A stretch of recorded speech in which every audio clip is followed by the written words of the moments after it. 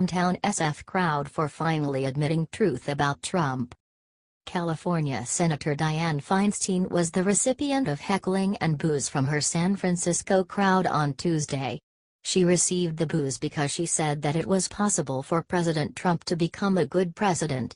Why would they boo? Don't they want this nation to be led by a good president? During an open Q&A session at the Commonwealth Club, Feinstein was questioned on whether she knows if Republicans in Congress will definitively turn against President Trump by criticizing him publicly and urging him to resign from office. Advertisement. The audience was angry because of her response. It's funny to see the left consuming itself in rage and anger for no reason other than to be upset.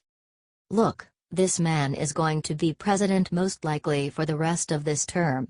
I just hope he has the ability to learn and change, and if he does, he can be a good president, Feinstein responded.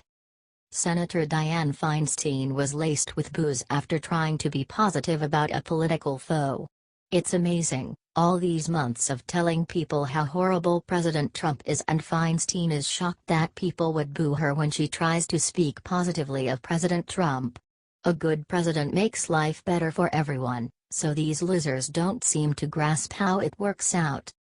Even conservatives, true conservatives, wanted Obama to be a good president even though we knew he would be awful. Advertisement. I understand how you feel. I understand how you feel, Feinstein responded. But Feinstein didn't back down, she combated the question.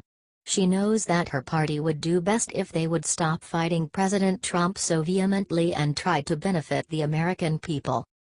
What do you think of the Q&A session? Was Feinstein in the right about what she said? Share this story.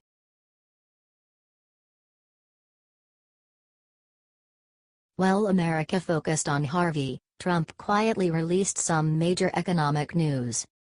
The U.S. economy grew faster than what was predicted. President Trump is having great effects on the economy. This is the fastest growth in over 2 years. Signs are pointing to sustained momentum for the third quarter. Gross domestic product increased at a 3.0% annual rate in the April to June period, the Commerce Department said in its second estimate on Wednesday. The upward revision from the 2.6% pace reported last month reflected robust consumer spending as well as strong business investment. Advertisement. This is the best since the first quarter in 2015. This was after a 1.2% growth in the first quarter. Trump is setting the economy up for huge things. Q2 GDP, revised, up 3.0% versus 2.8% estate. From CNBC. Retail sales and business spending data so far suggest the economy maintained its stamina early in the third quarter. Economists saw a limited impact on growth from Hurricane Harvey, which devastated parts of Texas. Advertisement. Growth estimates for the third quarter are up to 3.4%. There is also other data that shows the administration's success. Private employers ramped up hiring in August. They added 237,000 jobs, this was 36,000 higher than in July. The ADP National Employment Report was released ahead of the government's more comprehensive employment report on Friday, which is expected to show solid job gains in August and diminishing labor market slack. The dollar escalated again. This was impressive to climb as much as it did compared to other currencies. Interest rates will go up in December with the bounce back of the U.S. economy. With GDP quickening in the second quarter, the economy grew 2.1% in the first half of 2017. While that was up from the 1.9% reported last month, economists said it was unlikely growth this year would breach Republican President Donald Trump's ambitious 3.0% target. What do you think of this? How good do you think the president can make the economy?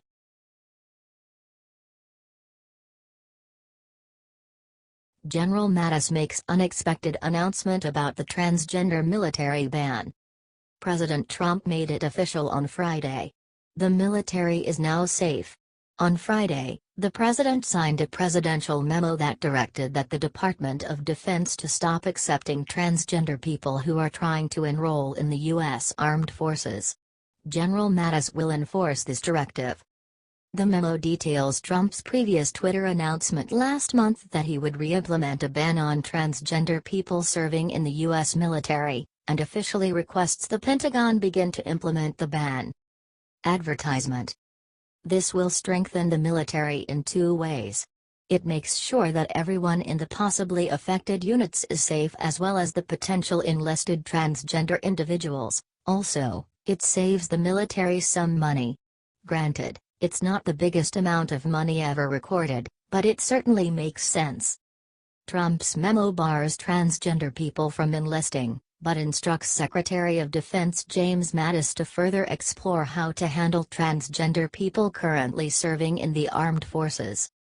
This is a good thing for everyone. Transgender people tend to be mentally ill and have a very high suicide rate. That is not something someone needs in his or her battalion while on the front lines in a war. Advertisement. War is stressful enough without people who already have mental issues and serious confusion on the brain. This takes into account the safety of the unit and the mental health of the transgender individual. The memo also orders the Pentagon to stop paying for gender reassignment surgeries, except in cases that are already in progress. It also requests that the Pentagon develop an implementation plan for the ban by March 23, 2018. The U.S. government should have never been paying for these surgeries anyway. It's nearly impossible to get essential surgery while in the military, but these reassignment surgeries were easy to come by. Trump is fixing years of Obama's mess one step at a time. General Mattis is a great man to carry this out. Fixing the military is of utmost importance. What do you think of President Trump doing this great thing?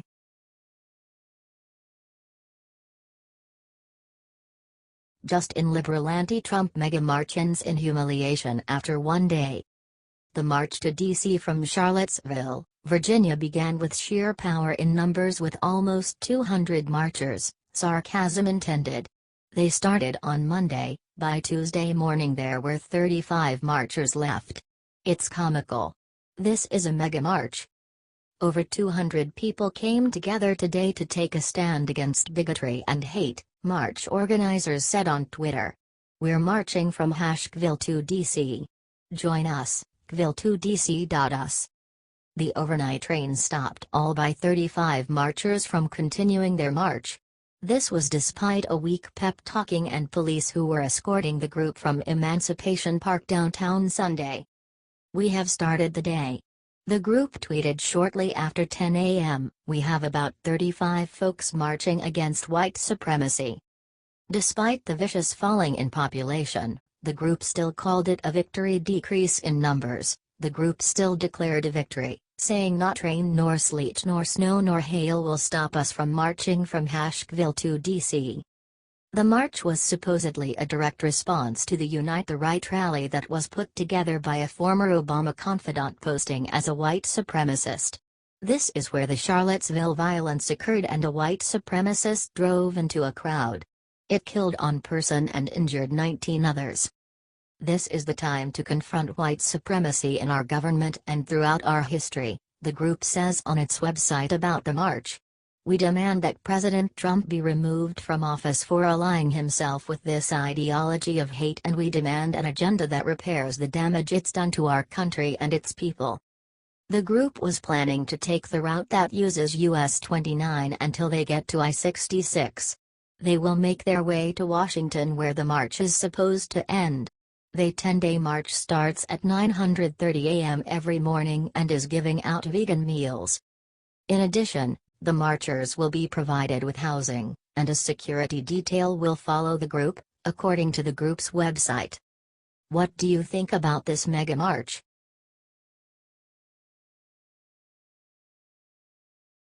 Leading Dem Adam Schiff introduces bill that will literally put Trump's life in danger.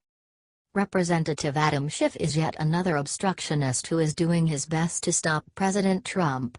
His latest effort is ridiculous. He has put forth a new amendment that would stop the Secret Service from spending any funding at business entities owned by Trump's sons or his immediate family.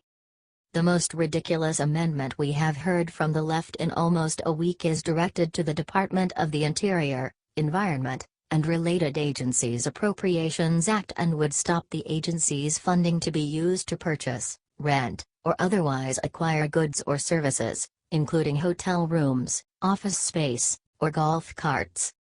Advertisement. What the hell is wrong with Adam Schiff? Does he really not have anything better to do? Is there nothing else that would serve his constituents better? The immense honor and responsibility of serving as President of the United States should never be exploited for profit or personal gain, Schiff said in a statement. That the Trump Organization is profiting off the Secret Service is an abuse of taxpayer money and an improper method of enrichment. The amendment was introduced as part of the upcoming spending package. The House will be evaluating this package after their comeback from another undeserved vacation. Advertisement. In an interview with USA Today earlier this month, the head of the Secret Service said 1,000 agents had already reached their federal salary caps and overtime payments for the year. They seem to forget the $20 million in overtime last year. This isn't a new issue. Why pin this on Trump? This problem has been going on for a long time. The president has a large family, and our responsibility is required in law, Secret Service Director Randolph Ailes told the newspaper. I can't change that. I have no flexibility. What is Adam Schiff thinking? What do you think about this?